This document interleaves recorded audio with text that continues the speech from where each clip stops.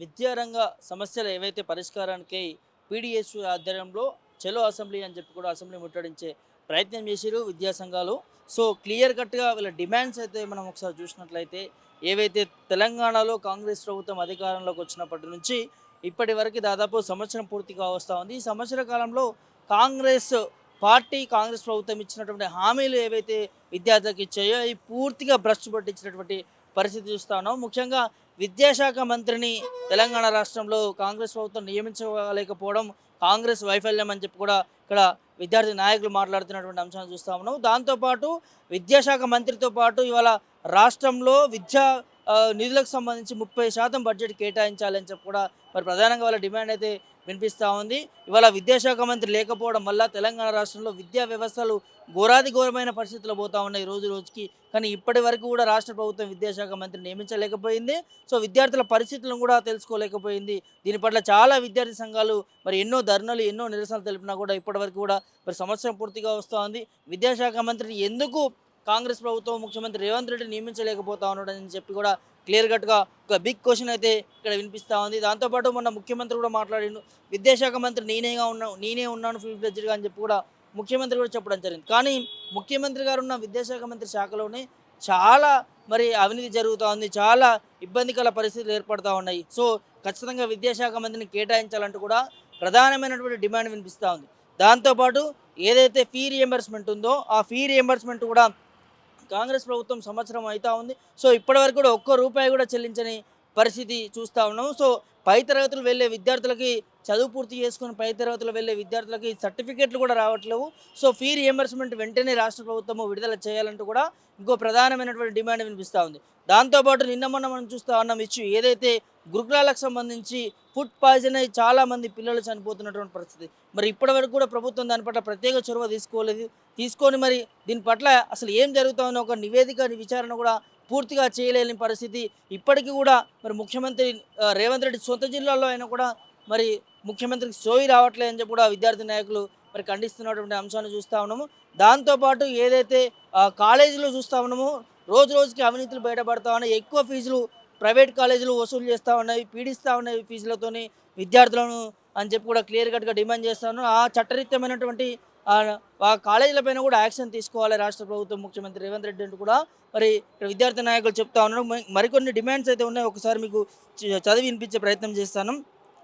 ప్రభుత్వ విద్యా సంస్థల్లో ఫుడ్ పాయిజన్ ఘటనకు విద్యార్థుల ఆత్మహత్యలను విచారించాలని చెప్పి కూడా ఏదైతే గురుకులాలకు సంబంధించినటువంటి ఉందో సో ఇప్పటికి కూడా మరి ప్రభుత్వం దీని పట్ల విచారణ చేపట్టలేదు. పూర్తిగా మరి ఆ గురుకులాలను నిర్వీర్యం చేసే పరిస్థితి కనిపిస్తుంది. మొన్న వాంకడికి సంబంధించినటువంటి శైలజ అనే గురుకుల విద్యార్థిని మరణించడం కూడా మనం చూసినాం. సో ఇప్పటికి మరి సోయిలు తెచ్చుకోకుండా రాష్ట్ర ప్రభుత్వము దీనిపైన విచారణ చేపట్టలేదని చెప్పి కూడా మరి విద్యార్థి నాయకులు ప్రశ్నిస్తూ ఉన్నారు. పెండింగ్లో ఉన్న scholarship fee reimbursement, mess cosmetic ఛార్జీల బకాయిలు విడుదల చేయాలంటూ కూడా ఇది ఏదైతే ఇంతకుముందు నేను చెప్పినట్టు సో మరి మెస్కు సంబంధించి కావచ్చు, లేకపోతే ఈ ఫీ రియంబర్స్మెంట్కి సంబంధించి కావచ్చు దాదాపు 2-3 ఇయర్స్ నుంచి కూడా పెండింగ్ ఉన్నాయి. ప్రభుత్వం వచ్చిన తర్వాత ఎమ్మటే విడుదల చేస్తామని అన్నది, కానీ సంవత్సరం పూర్తిగా వస్తూ ఉంది. ఇప్పటి వరకు కూడా రాని పరిస్థితి చూస్తూ ఉన్నాం. పీజీ డిగ్రీ సెల్ఫ్ ఫైనాన్స్ కోర్సులను రెగ్యులేట్ చేయాలంటూ కూడా మరొక డిమాండ్ చూస్తూ ఉన్నాం. అమ్మ అమ్మ ఆదర్శ పాఠశాలల సంపూర్ణ భవన నిర్మాణాలు, గురుకుల సంక్షేమ వసతి గృహాలను, సొంత భవనాల నిర్మాణం పూర్తి చేయాలంటూ కూడా కొత్త భవనాలు కట్టడం పక్కన పెడితే ఇవాళ రాష్ట్రంలో గురుకుల పాఠశాల పరిస్థితి చూస్తూ ఉన్నాం. రోజు రోజుకి అక్కడ సరైన సౌకర్యాలు లేని పరిస్థితి. సో వాటిని కూడా ప్రభుత్వము ప్రత్యేక చొరవ తీసుకొని పట్టించుకోవాలంటూ కూడా ప్రధాన డిమాండ్ వినిపిస్తుంది. ఇంటర్మీడియట్ విద్యార్థులకు మధ్యాహ్న భోజనం కల్పించాలంటూ జిల్లాలోని నూతన ఏజెన్టీయు క్యాంపస్లోని మౌలిక సదుపాయాలు కల్పించాలంటూ ప్రభుత్వ నిబంధనలు ఉల్లంఘిస్తున్న ప్రైవేట్ కార్పొరేట్ విద్యా సంస్థలపై చర్చలు జరపాలంటూ ప్రభుత్వ విద్యా సంస్థల్లో మౌలిక సదుపాయాలు జరపాలంటూ ఇలా ప్రధానంగా 10 నుంచి 15 వరకు విద్యార్థి సంఘాలు అయితే కొన్ని డిమాండ్ చేస్తూ ఉన్నాయి. సో ఇప్పటికి వరకు కూడా వీటన్నిటి మీద కూడా రాష్ట్ర ప్రభుత్వం ఎలాంటి స్పందన తీసుకోలేదు.